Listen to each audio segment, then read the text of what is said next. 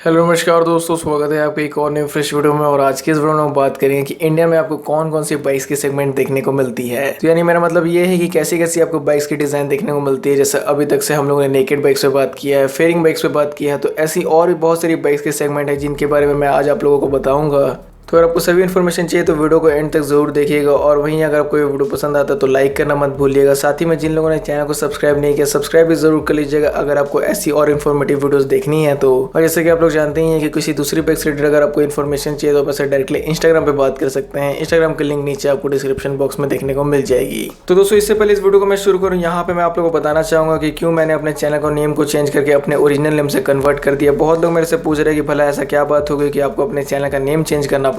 तो दोस्तों, एक्चुअली में कहानी थोड़ी लंबी है, लेकिन यहाँ पे मैं आपको शॉर्ट में समझा देता हूँ कि हुआ क्या।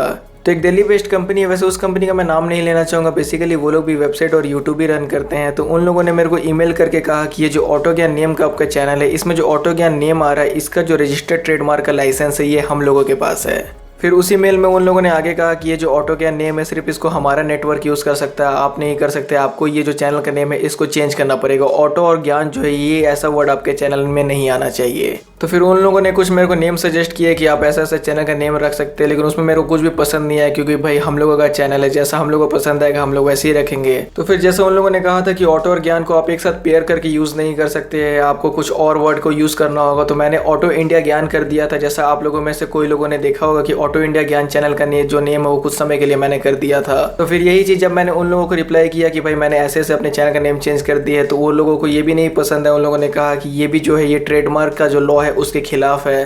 तो फिर जब उन लोगों ने कहा कि ऑटो इंडिया ज्ञान भी नहीं यूज़ किया जा सकता है क्योंकि ये भी जो ट्रेडमार्क का लॉ है उससे खिलाफ जा रहा है, तो फिर मैंने सोचा कि ऑटो विज्ञान कर दिया जाए, क्योंकि यहाँ पे तो अलग अलग वर्ड हो जा रहा है, ज्ञान अलग हो जा रहा है, विज्ञान अलग हो जा रहा है। तो दोस्तों, जो बात मैंने उन लोगों से की वही क्लियर बात मैं आप लोगों को बता दे रहा हूँ, क्योंकि आप लोग से कोई बात छुपा के फ़ायदा नहीं है। क्योंकि आप लोग हो तो मैं हूँ, नहीं तो वो भी मैं नहीं रहता, इसलिए मैं यहाँ पे सब बातें क्लियर आपको बता दे रहा हूँ। तो ऑटो विज्ञान को भी उन लोगों ने रिजेक्ट कर दिया क्योंकि उन लोगों ने बोला कि ये जो ऑटो ज्ञान नियम से कंफ्यूज हो जाएगा कि ऑटो विज्ञान कौन सी है, ऑटो ज्ञान कौन सी है। फिर उसके बाद मैं थोड़ा डिसअपॉइंट हुआ, मेरा थोड़ा दिमाग भी खराब हो गया। मैंने सोचा कि ऑटो इंडिया ज्ञान नहीं यूज़ किया जा सकता, चलो उसकी समझ में आती है कि ऑटो ज्ञान, उसमें दोनों वर्ड जो है वो लगा हुआ है, लेकिन ऑटो विज्ञान भी नहीं यूज़ किया जा सकता क्योंकि यहाँ विज्ञान तो अलग है, विज्ञान का मतलब साइंस है और ज्ञान जो है उसका मतलब नॉलेज है। फिर मेरे को लगा कि भला ये जो नेम है इनमें इन लोगों को क्या प्रॉब्लम होगी। लगने से लग रहा है कि पूरा जो डिक्शनरी का वर्ड है उन्हीं को इन लोगों ने ट्रेडमार्क रजिस्टर करवा रखा है। तो फिर मैंने अपने जान पहचान के एक भैया से बात की, वो यही सब चीज़ की पढ़ाई कर रहे हैं, तो उन्होंने मेरे को गाइड किया कि बेटर यही रहेगा कि जो पूरा नाम है तुम उसी को चेंज कर दो। बस एक पल के लिए मैंने सोचा था कि जब मेरे 40-50,000 सब्सक्राइबर थे कि मेरे जो चैनल का नेम है उसको मेरे को अपने ही नाम से चेंज कर देना चाहिए, लेकिन फिर मैंने सोचा कि जैसा चल रहा है वैसे ही चलने दो। अभी जैसे कि 1,50,000 सब्सक्राइबर हम लोग जल्दी पहुँचने वाले हैं, लेकिन जो भी हुआ ठीक हुआ, उसमें कोई भी दिक्कत नहीं है। वो जो कंपनी की ट्रेडमार्क थी वो उन लोगों ने रजिस्टर करवा रखा था, तो उन लोगों की भी कोई गलती नहीं थी। तो एक्चुअली में देखा जाए तो यहाँ पे गलती मेरी ही है, मेरे को किसी और का ट्रेडमार्क का नेम को नहीं यूज़ करना चाहिए था। लेकिन जैसा आप लोग जानते हैं कि यूट्यूब में तो हज़ारों चैनल एक ही नेम से ऑपरेट होता है। तो वैसे यहाँ पे मैंने कभी ये नहीं सोचा था कि बाहर किसी का ट्रेडमार्क रजिस्टर होगा तो वो यूट्यूब पर भी अप्लाई होगा, जैसा कि मैंने आपको बताया, क्योंकि यूट्यूब पर तो हज़ारों चैनल एक साथ ऑपरेट होते हैं। बट एनीवेज, जो भी होता है अच्छे के लिए होता है। भले ही चैनल का नाम चेंज हो गया चैनल में, लेकिन आपको वैसे ही कंटेंट मिलेंगे, वैसे ही फ्रेश और धमाकेदार कंटेंट मिलेंगे जैसे पहले से मिलते आ रहे हैं। तो उसमें कोई भी चेंजेस नहीं होंगे। ऐसा आप लोग मत समझिए कि चैनल का जो नेम है वो चेंज हो गया तो आपको कंटेंट भी अलग देखने को मिलने लगेंगे।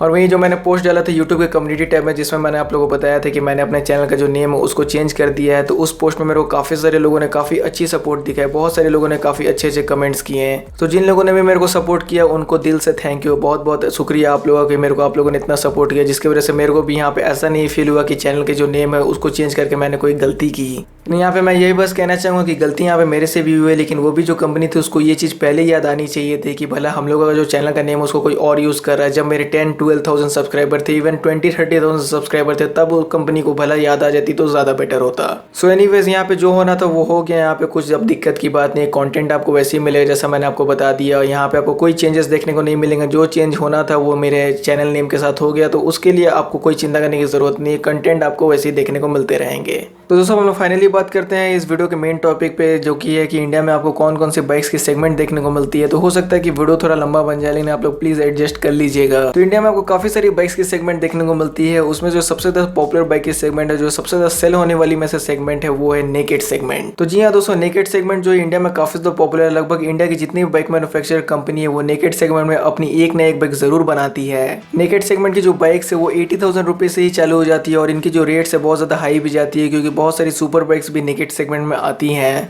और नेकेड सेगमेंट से आप लोग समझ ही गए होंगे, नेकेड सेगमेंट की बाइक्स का मतलब वही होता है कि जो बाइक्स का जो राइडिंग पोस्चर होता है वो हल्का सा लीन होता है, और जिसमें कि आपको कोई भी फेयरिंग देखने को नहीं मिलती है।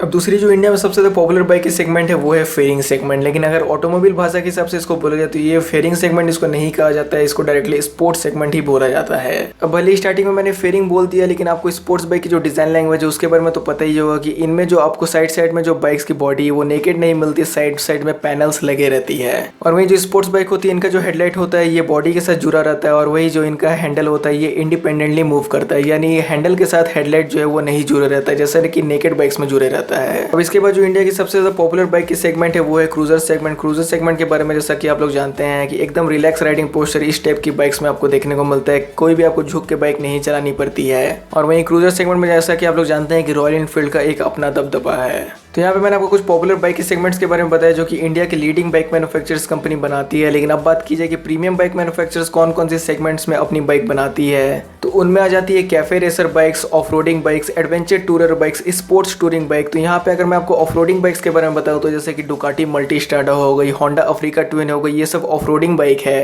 ये सब बाइक्स के साथ आप लोग हार्डकोर ऑफ रोडिंग कर सकते हो, जहां मन चाहे वहां लेके जा सकते हो। कंपनीज ये सब बाइक्स को बिल्ड ही करती है एकदम रफ सरफेस में चलाने के लिए। और वहीं अगर एडवेंचर टूरिंग बाइक्स के बारे में बात की जाए तो जैसे कि आप लोग जानते हैं ट्रायम्फ टाइगर इस सेगमेंट में आ जाती है, BMW R1250 GS आ जाती है, वहीं KTM 390 एडवेंचर आ जाती है। तो ये सब जो बाइक्स ये एडवेंचर बाइक्स का मतलब ये है कि उनसे आप थोड़ी बहुत ऑफ रोडिंग भी कर सकते हो, और वहीं उनसे जो है आप लोग हाईवे में आराम से क्रूज भी कर सकते हो। तो ज्यादातर ऑफ रोडिंग बाइक और एडवेंचर बाइक में डिफरेंस ये देखने को मिला है कि ऑफ रोडिंग बाइक्स का जो सस्पेंशन होता है उनमें आपको ट्रेवल ज्यादा देखने को मिलता है, उनका जो फ्रंट वाला टायर होता है वो ज्यादा बड़ा होता है as compare to their rear tyre. Adventure touring bikes में भी लगभग आपको सेम यही चीज देखने को मिलती है, लेकिन उनका जो सस्पेंशन का ट्रैवल होता है वो थोड़ा कम होता है as compare to off roading bikes. और वही जो एडवेंचर टूरिंग सेगमेंट की जो बाइक्स होती है, इनका जो सीट का कुशनिंग लेवल होता है, यानी जो इनका कंफर्ट लेवल होता है वो भी ऑफ रोडिंग बाइक से थोड़ा ज्यादा अच्छा होता है। तो ऑफ रोडिंग सेगमेंट्स और एडवेंचर टूरिंग सेगमेंट के बाइक्स के बारे में मैंने आपको बता दिया। अब मैं आपको बताता हूँ स्पोर्ट्स टूरिंग सेगमेंट्स की बाइक्स के बारे में। तो जैसा कि अभी हम लोगों ने स्पोर्ट्स बाइक के बारे में बात किया, तो स्पोर्ट्स टूरर जो बाइक्स होती है वो भी वैसी डिजाइन में देखने को आपको लगती है। उनके भी जो बॉडी है उसमें साइड साइड में आपको पैनल्स देखने को मिलते हैं। उनका भी जो हेडलाइट होता है वो बॉडी के साथ जुड़ा रहता है, और जो हैंडल बार है वो इंडिपेंडेंटली मूव करता है। लेकिन यहाँ पे डिफरेंस दिया जाती है कि इनका जो राइडिंग पोस्चर है वो स्पोर्ट्स बाइक से बहुत ज्यादा अलग रहता है।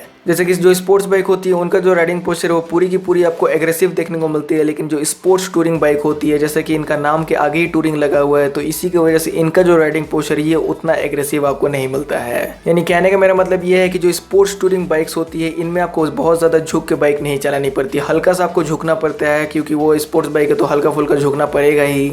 लेकिन जैसे कि स्पोर्ट्स बाइक में आपको काफी ज्यादा झुकना पड़ता है, आपकी जो टमी है वो एकदम आपकी बाइक की फ्यूल टैंक के साथ सट जाती है। लेकिन वैसे स्पोर्ट्स टूरिंग बाइक में उतना नहीं होता है, क्योंकि इनका राइडिंग पोस्चर उनसे बहुत ही कम एग्रेसिव होता है।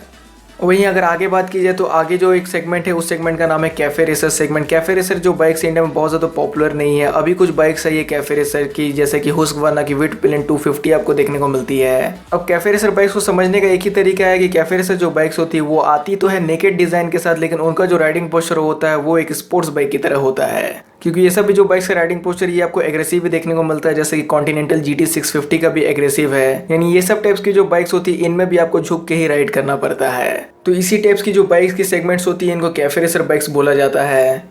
तो जितनी बाइक की सेगमेंट मेरे को याद है कि खासकर पॉपुलर सेगमेंट्स के बारे में मैंने आपको बता दिया, जो कि इंडिया में खासकर पॉपुलर है। वहीं इंटरनेशनल कंट्रीज में और ज़्यादा बाइक की सेगमेंट्स आपको देखने को मिल जाती है, जैसे डर्ट बाइक्स मिल जाती है, रैली बाइक्स मिल जाती है। लेकिन वो सब इंडिया में कुछ खास पॉपुलर नहीं है, तो उन सभी के बारे में बात करके कोई फायदा नहीं है। एक और सेगमेंट मेरे को अभी याद आ रही है जो कि है बॉबर सेगमेंट।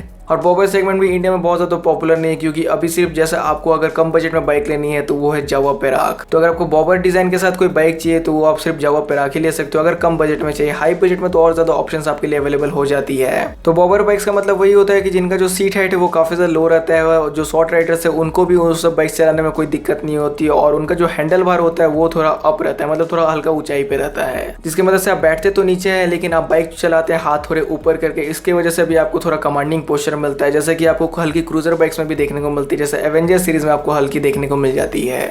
तो दोस्तों यही सब बाइक्स की सेगमेंट थी जिनके बारे में मैंने आपको बताया इस वीडियो में। मैं फिर से रिपीट कर देता हूँ कौन कौन से सेगमेंट्स के बारे में हम लोगों ने बात किया। तो हम लोगों ने बात किया स्पोर्ट्स सेगमेंट के बारे में, स्पोर्ट्स टूरर सेगमेंट के बारे में, कैफे रेसर सेगमेंट के बारे में, ऑफ रोडिंग सेगमेंट के बारे में, एडवेंचर टूरिंग सेगमेंट के बारे में, नेकेड सेगमेंट के बारे में, और साथ ही में बॉबर सेगमेंट के बारे में। तो और ज्यादा भी बाइक्स की सेगमेंट ये बात मेरे को भी पता है, लेकिन जो खासकर इंडिया में पॉपुलर थी उन सभी के बारे में मैंने आपको इस वीडियो में इन्फॉर्मेशन देने की कोशिश की है। तो अगर आपको वीडियो पसंद आता है तो आप लोगों को पता ही है आप लोगों को क्या करना है, वीडियो को जरूर से लाइक कर दीजिए, चैनल को सब्सक्राइब नहीं है तो सब्सक्राइब भी कर दीजिएगा। वहीं आपको वीडियो देखने के लिए थैंक यू।